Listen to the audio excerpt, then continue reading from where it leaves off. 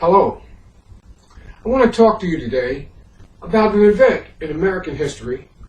We call it the Scottsboro incident. It took place in Scottsboro, Alabama in 1931.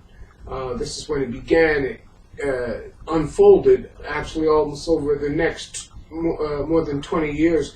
Later, it was still unfolding in terms of all of the issues being resolved.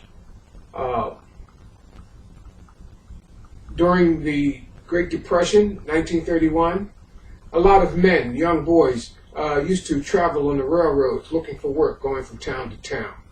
And so it was not unusual for folks to encounter or travel in groups. Relatives or friends would travel together looking for work and those kinds of things. They would stop and eat in what they call hobo camps. And so these were hobos. Hobos actually began in like 1873. There was a Great Depression in that year, or began in that year as well. It lasted for several years. And that is when men began to first ride the railroads. The railroads had just really become really widespread in the wake of the Civil War. And so men were able to take advantage of this widespread transportation network that had been spread, certainly mostly in the north at that time, and they were developing in the south. So 1931, by this time, you're talking basically 60 years after the Civil War, basically 55 years after the Civil War. By this time, the South was well structured with railroads as well. So this is what takes place. I want to read to you from a book by James Goodman. It's called Stories of Scottsboro. And it is essentially about these young men who made history, not of their own choice. Now I'm going to read from chapter 1. I'm going to read chapter 1 to you, and just to set the thing up, and we'll see where it goes from there. A white foot stepped on a black hand. For 4 of the defendants, that's how Scottsboro began. The hand belonged to Haywood Patterson, an 18-year-old from Chattanooga, Tennessee. He was hanging on to the side of a Southern Railroad tank car, and he and 3 friends had stolen a ride. The foot belonged to a white boy who, with 4 or 5 others, had just walked across the top of the car. When they reached the end, they turned suddenly and walked back the other way. The second time the boy stepped on Patterson's hand, Patterson told him he had almost knocked him off the train and asked him not to do it again. The next time you want by, just tell me you want by, and I'll let you by. Nigger, I don't ask you when I want by. What you doing on this train anyway?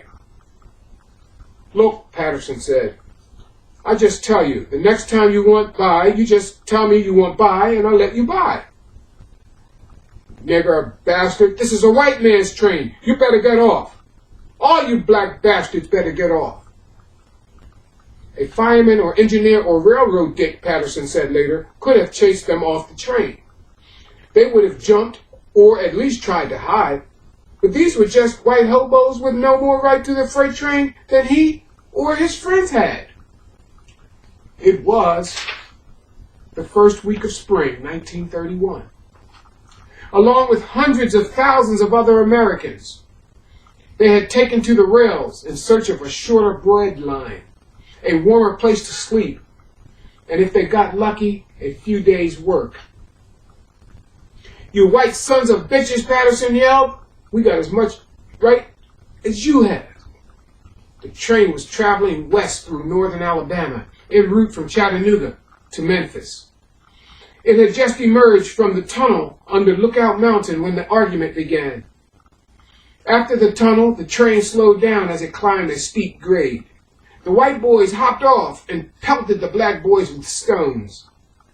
Patterson and his friends took cover in another car, and then, when the train stopped at Stevenson, Alabama, to take on water and an additional car, they hopped off themselves. Before getting back on, they met up with 6 or 7 other black youths. Together they agreed to fight if the white boys bothered them again. They did. As soon as the train left the station, they resumed their bombardment. Not from the ground now, but from another car. Patterson and about 10 others confronted them, and after a short fight, chased or threw all of but one of them, Orville Grilly, off the train. They would have chased Gilly off too, but by the time they got to him, the train had picked up speed. He was hanging from the side of the gondola, and it looked as if he might get swept beneath it.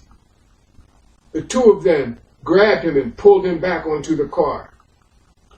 The train had stopped every hour or so along the way, so the black youth saw nothing of it when it slowed down in Paint Rock, which was 40 miles down the tracks. They had broken up into the small groups they had been in before the fight and spread out all along the length of the 42-car train. A few of them looked out to see where they were, and when they did, they saw dozens of white men, armed with pistols, rifles, and shotguns rushing toward them. The men grabbed Patterson, his 3 friends, and 5 others, questioned them briefly, and tied them to one another with a plow line. Then they herded them onto the back of a flatbed truck and drove them to the jail in Scottsboro, the Jackson County seat, 21 miles east of there. At the depot in Paint Rock, it was not clear to any of them what the trouble was about. Willie Robertson had been alone in an empty boxcar a few doors from the caboose. Olin Montgomery had been alone in a tank car on the same end of the train.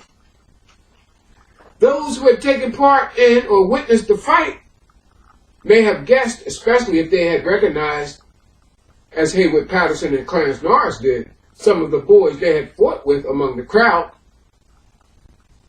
Patterson asked the deputy who had hold of him what was going on, and the deputy said, "Assault, an attempt to murder." They were in jail for hours before they found out that there would be another charge. Not until the guards took them out of their cell and lined them up against a wall, and the sheriff brought 2 white women by and asked them to point to the boys who had them, did they realize that they had been accused of rape. One of the women, Victoria Price, pointed to 6 of them. When the other didn't say a word, a guard said that if those 6 had Miss Price, it stands to reason that the others had Miss Bates. The boys protested, insisting they hadn't touched the women, hadn't even seen them before.